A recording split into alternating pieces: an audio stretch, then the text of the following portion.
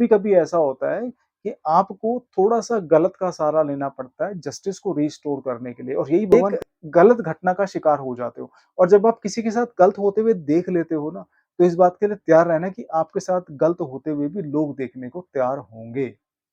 हर हर महादेव, जय बजरंगबली। एक सवाल मेरे पास कहीं से यार सवाल ये है कि क्या कर्ण की मृत्यु जिस तरीके से हुई थी, मतलब कर्ण को जिस तरह मारा गया था महाभारत में, क्या वो तरीका सही है?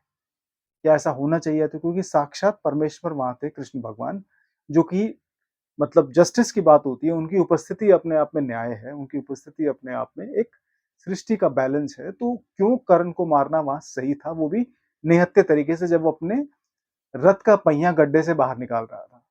तो यहाँ पे एक मैं आपको बात बताना चाहूँगा, कभी-कभी होता क्या है कि आप किसी गलत चीज़ के अंदर, किसी झूठ में आपका कोई इन्वॉल्वमेंट नहीं होता, आपके उसके अंदर कोई भी लेना-देना नहीं होता, लेकिन फिर भी आप कहीं न कहीं एक गलत घटना का शिकार हो जाते हो और जब आप किसी के साथ गलत होते हुए देख लेते हो ना, तो इस बात के लिए तैयार रहना कि आपके साथ गलत होते हुए भी लोग देखने को तैयार होंगे। जब आप किसी झूठी घटना का हिस्सा बनोगे, तो आपके साथ जब वो झूठी घटना घटित हो रही होगी, तो लोग भी मूक दर्शन बन के आपको देख लेंगे क्योंकि आपने भी देखा था। और यही जो कर्ण थे, जो अपने आप में बहुत बलशाली और दानवीर कर्ण के तरीके से जाना जाता है, कर्ण की दोस्ती जो सूर्य पुत्र हैं, भगवान मतलब सूर्य के वो पुत्र रहे हैं, ठीक है? कुंती पुत्र हैं वो भी, लेकिन उनकी संगत ने उनको कहीं न कहीं एक ऐसे मतलब पिटारे में लाके खड़ा कर दिया, जब उनके चरित्र के ऊपर सवाल उठाया जा सकता है और ये सवाल उठने की सिचुएशन वो थी जब द्रौपदी का चीरहरण हो रहा था। द्रौपदी का जब चीरहरण हो रहा था उस सभा के अंदर, तो बहुत बड़े-बड़े विद्वान पुरुष, ठीक है?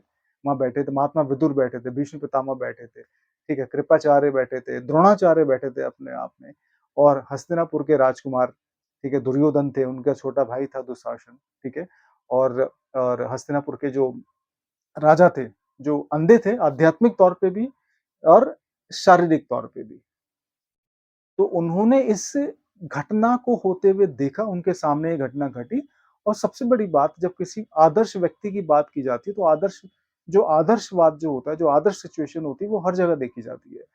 जब बात कर्ण की आती है, तो कर्ण ने उस सिचुएशन को मूक दर्शन बन के देखा, ठीक है? सिर्फ़ उस सिचुएशन को देखते रहे। तो वहाँ पे जब उसका चरित्र सवाल के घेरे में आता है, तो भगवान कृष्ण कहते हैं कि जब तुम्हारी बीवी के साथ चीरहरण हो रहा था, जब द्रौपदी के साथ वो घटना घट रही थी, तो फिर अर्जुन का जो कर्ण का जो विवेक था, कर्ण की जो बुद्धि थी, उसकी जो सूझबूझ थी सही-गलत को लेके, अन्याय को लेके वो कहाँ गई थी?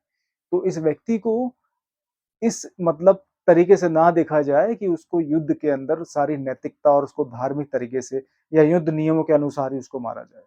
कभी-कभी ऐसा होता है कि आपको थोड़ा-सा गलत का सहारा लेना पड़ता है जस्टिस को रिस्टोर करने के लिए और यही भगवान कृष्ण कहते हैं कि इस व्यक्ति का विवेक, इसकी बुद्धि, इसकी नैतिकता और इसका धार्मिक ज्ञान, ठीक है? वो कहाँ गया था उस वक़्त जब द्रौपदी का चीरहरण हो रहा था। तो कर्ण का जो चरित्र है वो सवालिया घेरे में इस सिचुएशन की वजह से आता है, अदरवाइज़ पूरी महाभारत में कर्ण का चरित्र अपने आप में बहुत सराहनीय है। दोस्ती की और मित्रता की मिसाल कर्ण को कहा जाता है, ठीक है? दानवीर कहा जाता है क्योंकि बहुत बड़े दानवीर थे वो, ठीक है?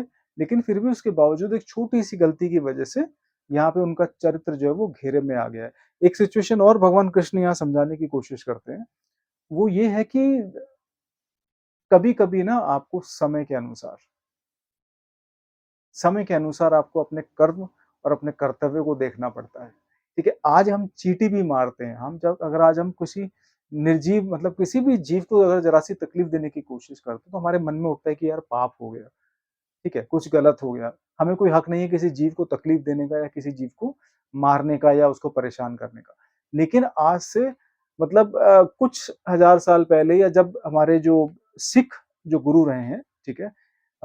जो उनके आखिरी गुरु रहे हैं, गुरु तेग बहादुर जी, उनको जब तलवार उठानी पड़ी थी, मुसलमानों से खासकर जो आक्रांता थे, मुस्लिम आक्रांता थे, उससे बचने के लिए, तो धर्म को बचाने के लिए उन्होंने गर्दनें भी काटी हैं। तो कभी-कभी धर्म को मतलब स्थापित करने के लिए, धर्म की रक्षा करने के लिए आपको तलवार उठानी पड़ती है।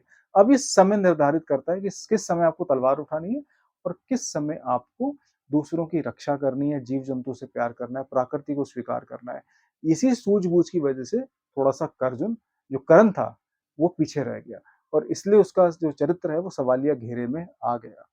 तो आप लोग भी अपने कर्म को समय के अनुसार निर्धारित करो और कर्मों पे फ़ोकस करो। सही-गलत आपकी परिस्थिति में हर सिचुएशन में सही-गलत की परख आपको होनी चाहिए।